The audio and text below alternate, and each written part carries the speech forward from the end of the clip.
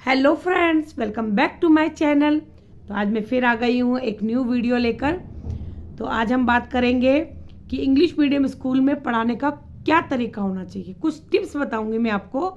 उस टिप्स से अगर आप बच्चों को पढ़ाएंगे और उनको फॉलो करेंगे तो बहुत ही अच्छा रहेगा आपके लिए। क्योंकि इंग्लिश मीडियम स्कूल में हमने डेमो भी दे दिया, हमारा सिलेक्शन भी हो गया, पर मैंने ये देखा है पर्सनली कि टीचर्स को क्लास को हैंडल करना या पढ़ाना उनको नहीं आता है। उनको समझ में नहीं आता कि मुझे क्लास में जाकर करना क्या है। तो आज हम इसी बात करेंगे, लेकिन उससे पहले अगर आप मेरे चैनल पर नए हैं तो प्लीज़ वीडियो को लाइक करें, शेयर करें, चैनल को सब्सक्राइब करें। तो चलिए भाई, हमने रिज्यूम डाला था, हमारा नंबर आ गया, हमारा इंटरव्यू भी हो गया और हमने डेमो भी दे दिया और हमारा सिलेक्शन भी हो गया। तो जो हम इतने सालों से सपना देख रहे थे कि इंग्लिश मीडियम स्कूल में पढ़ाएंगे, वो हमारा पूरा हो गया। अब आगे क्या? ठीक है, अब जर्नी आपकी स्टार्ट होती है, क्योंकि वो चीज़ें तो फॉलो कर लिया आपने, आपको स्कूल में एंट्री मिल गई है। लेकिन अब आपको जाना है क्लास में। डेमो के वक्त आपको 5-7 मिनट दिए थे, आपने वो अच्छे से फॉलो कर लिया। लेकिन अब आपको आधा घंटा या 40 मिनट क्लास होती है, वो आपको देखनी है, पढ़ाना भी है, सिलेबस भी करवाना है। सबसे बड़ी बात, बच्चों को अपनी तरफ अट्रैक्ट करना है। बच्चों का अगर अट्रैक्शन नहीं होगा, अगर उन्होंने आपको पसंद नहीं किया या आपने जिस तरह से पढ़ाया उनको पसंद नहीं आया, तो बच्चे कंप्लेन कर देते हैं कि मैम हमें तो समझ में नहीं आ रहा। ठीक है, तो इन चीज़ों का ध्यान रखना पड़ता है। वो कैसे रखेंगे? सबसे पहली बात, इंग्लिश मीडियम स्कूल में पढ़ा रहे हैं तो आपको थोड़ी बहुत इंग्लिश तो बोलनी आनी ही चाहिए। ठीक है, आप डेली यूजेस सेंटेंस की प्रैक्टिस कीजिए कि आपको क्लास में जाकर बोलना क्या है। First impression is last impression. ठीक है, तो आप क्लास में जाके क्या बोलेंगे, बच्चों को कैसे ग्रीट करेंगे, बच्चे आपको ग्रीट करेंगे तो आपको कैसे आगे से रिप्लाई देना है, इन चीज़ों का आपको ध्यान रखना है।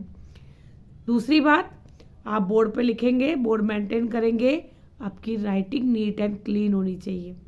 ठीक है, क्योंकि मैंने टीचर्स को देखा है, उनमें बोर्ड पे लिखने की प्रैक्टिस नहीं होती है। वो लिखते लिखते टेढ़ा जा रहा है, या तो ऊपर जा रहा है या नीचे आ रहा है।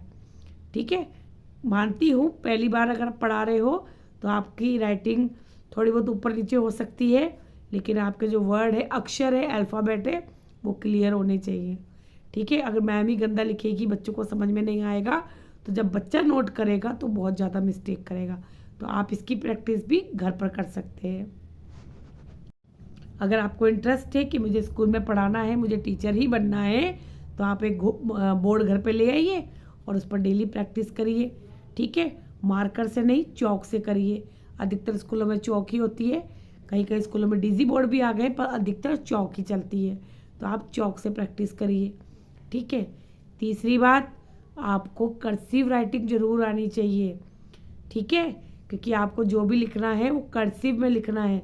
मैंने ये देखा है कि टीचर्स पढ़ाने आ जाती हैं, इंग्लिश में उन्होंने एमए कर रखा है, मास्टर डिग्री है, लेकिन उन्हें कर्सिव नहीं आती है। ठीक है, क्योंकि हम पढ़े तो हिंदी मीडियम से हुए हैं, 2000 से पहले के जो भी है वो हिंदी मीडियम के, अधिकतर हिंदी मीडियम से ही है। उस समय कर्सिव का इतना महत्व नहीं था, लेकिन आजकल बच्चों को नर्सरी एलकेजी से या प्रेप से, एचकेजी से, यूकेजी से, क्योंकि कहीं कहीं पर एचकेजी को यूकेजी बोला जाता है, कर्सिव स्टार्ट हो जाती है। ठीक है, तो वहाँ पे बच्चों को लिखने की प्रैक्टिस कराई जाती है।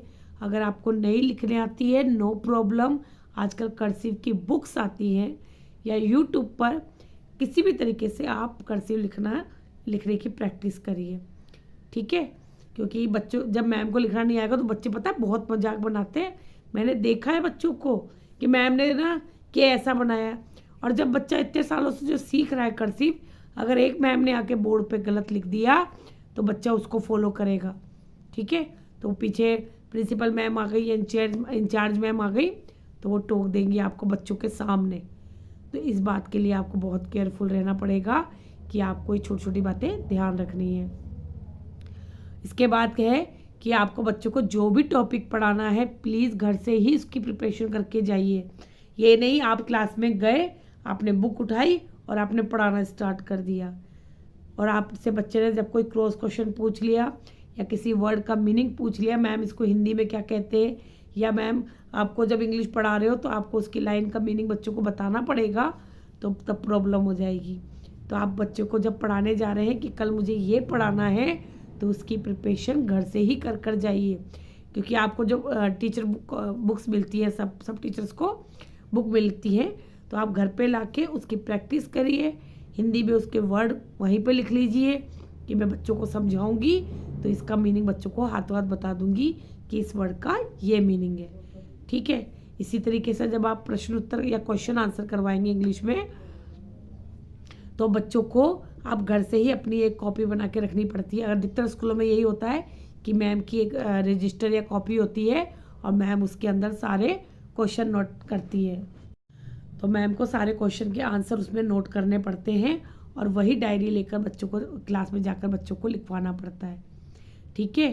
तो आप इसकी तैयारी, अगर आप जाना चाहते हैं स्कूल में या आपका डेमो हो चुका है, आपको बुलाया गया है पढ़ाने के लिए स्कूल में, तो आप चीज़ों का ध्यान रखिए। इसके अलावा जब आप बच्चों की कॉपी चेक करेंगे, वो आपको बहुत केयरफुली करनी पड़ेगी। तो कोशिश करिए कि उसी समय जब आप लिख रहे हैं, लिखने के बाद आप क्लास में राउंड लगाइए। ठीक है।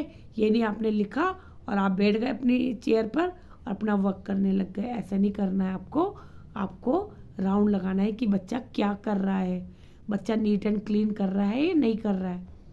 ठीक है। तो आपको इन बातों का ध्यान रखना पड़ेगा, क्योंकि कुछ बच्चे ऐसे होते हैं कि बच्चे बहुत सारे होते हैं, आपको ये पता है 35-40 तक बच्चे होते हैं एक क्लास में, और आप जब पढ़ा रहे हैं तो बच्चा मस्ती कर रहा है, आपने तो पूरे बोर्ड भर दिया और बच्चा अभी हेडिंग ही उतार रहा है। क्योंकि ये चीज़ें हम फेस करते हैं, मैं डेली फेस करती हूँ, इसलिए मैं कंटिन्यू बच्चों को, छोटे बच्चों को तो खासकर कंटिन्यू राउंड लगाती रहती हूँ, ताकि बच्चा साथ के साथ अच्छा नीट एंड क्लीन वर्क कर ले। क्योंकि अगर हम बैठ गए तो बहुत प्रॉब्लम हो जाएगी। तो थोड़ी सी आपकी मेहनत लगेगी, लेकिन आपको इन चीज़ों का ध्यान रखना पड़ेगा, तो आप अपना बेस्ट कर सकते हैं। आई होप आपको छोटे छोटे टिप्स हेल्पफुल लगेंगे, आपके लिए वीडियो हेल्पफुल होगी और आपको समझ में आएगा कि स्कूल में जाने से पहले आपको किन बातों का ध्यान रखना है और किन चीज़ों की तैयारी करनी है। तो वीडियो अच्छी लगे तो लाइक ज़रूर करिएगा और कमेंट में बताइए कि वीडियो आपके लिए हेल्पफुल है या नहीं। Okay then, thank you, bye.